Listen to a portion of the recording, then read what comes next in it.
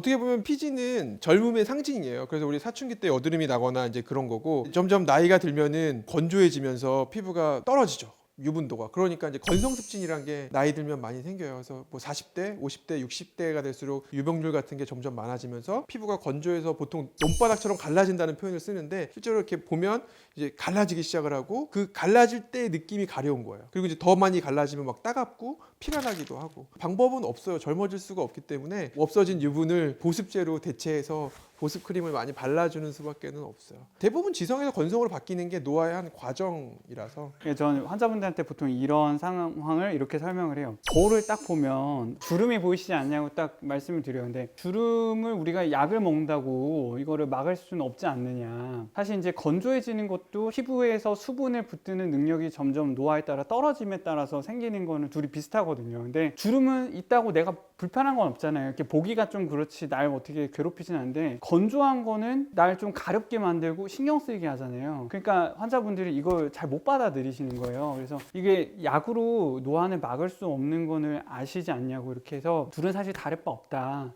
둘 다 관리하기에 따라 다르다, 이렇게 설명을 드리고 보습제를 꼭 챙겨 드립니다. 시술을 하다가 보면 이게 평상시에는 관심이 없어요. 자기 얼굴에 전혀. 거울을 자기가 맨날 보고 자기 얼굴은 자기가 제일 잘한다고 하지만, 우리 몸에서 뇌는 자기가 늘 보던 거는 보지 않아요. 내 얼굴은 내 예뻤던 얼굴로 다 항상 기억하고 있어요. 언제부터 신경을 쓰냐? 병원 다니시기부터. 돈 들고 이제 티켓팅을 하시기 시작을 하면은 맨날 거울을 보는 거죠. 그리고 좋아지나 이렇게 보면 내 얼굴에 없던 주름, 잡티, 점, 이게 막 눈에 다 보이기 시작을 해요. 그럼 이제 병원에 가서 처음 하신 얘기가, 원장님 저 시술 받았는데 없던 점이 생겼어요. 없던 얼굴이 펴었어요. 주름이 더 생겼어요. 이렇게 하거든요. 그래서 저희가 사진을 되게 열심히 찍는데, 사진을 딱 찍으면 다 있어요. 원래 병원에 안 다니시다가 자기 관리를 안 하시다가 오신 분들의 100명에 99명은 그런 얘기를 해요. 원장님 저 이거 없던 게 생겼어요. 시술하고 뭐 주름이 더 생겼어요. 뭐 점이 생겼어요. 이렇게 얘기를 하면 웃으면서 제가 사진 보여드릴 건데 원래 있으셨던 거라고 하면서 이 얘기를 드리고, 사진을 보고 나면 이제 그 다음부터는 이제 되게 잘 따라오시죠. 근데 관심을 가지기 시작하면 쫙 빠져드는 거죠. 그래서 제가 아까 병원에 계속 다녀야 된다고 하는 것도, 보통은 기미가 올라오는 게 한 6개월에서 1년에 걸쳐서 서서히 올라오는데, 환자분들 대부분 병원에 와서 일주일 전에 내가 햇볕 봤더니 다 올라왔어요. 이 말부터 시작을 하거든요. 근데 그게 일주일 전에 있지는 않고 절대 그렇게는 안 되는데, 이제 환자분들이 일주일 전에 자기 얼굴을 많이 봤거나 변화가 심해지면 느끼는,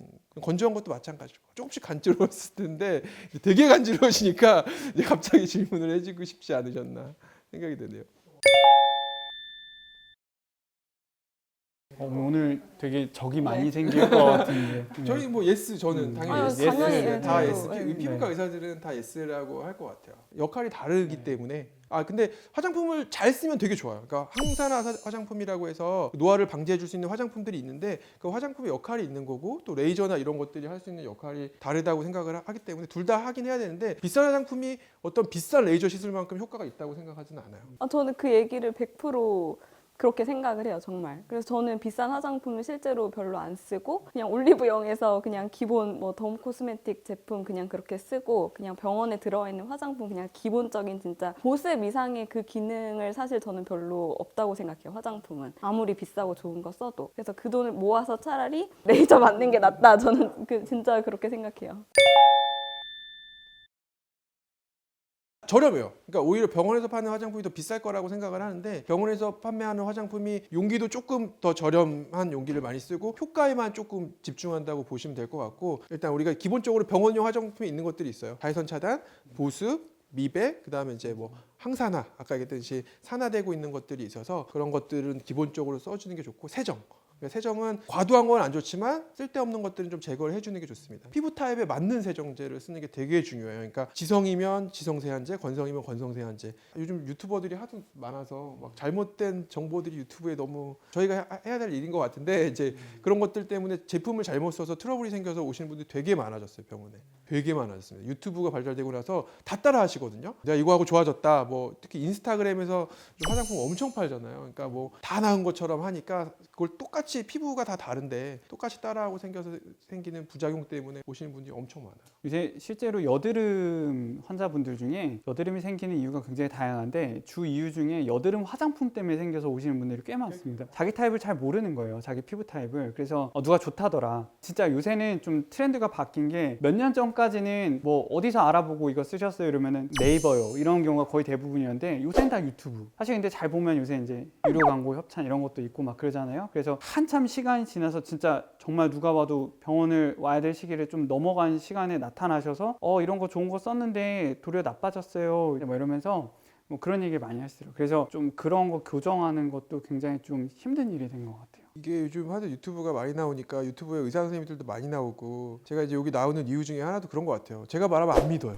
유튜브에 나오고 의사 선생님이 그랬는데 선생님 왜 아니라고 그러세요? 이렇게 되는 거예요. 나도 나오는데 이렇게 해야 믿을 것 같아서 열심히 나와서 찍고 나도 나오는데 웅미딩딩에서 내가 아니라고 했다고 들어가서 보시라고 이렇게 해야 좀 이제 뭐가 대등해지지 않을까 생각이 드네요. 그래서 이제 잘못된 정보가 너무 많아요. 검증되지 않은 정보를 갖고 방송하시는 선생님들도 되게 많고. 화장품은 아무리 비싼 거 써서 좋아지게 할 수 있는 거는 한계가 있고 대신에 이제 안 맞는 걸 쓰면은 한없이 나빠지게 할 수는 있는 것 같아요. 그래서 그냥 피부에 맞는 거를 찾아서 쓰는 게 중요하지 고가의 제품이 무조건 좋은 건 아니다. 절대 아니에요.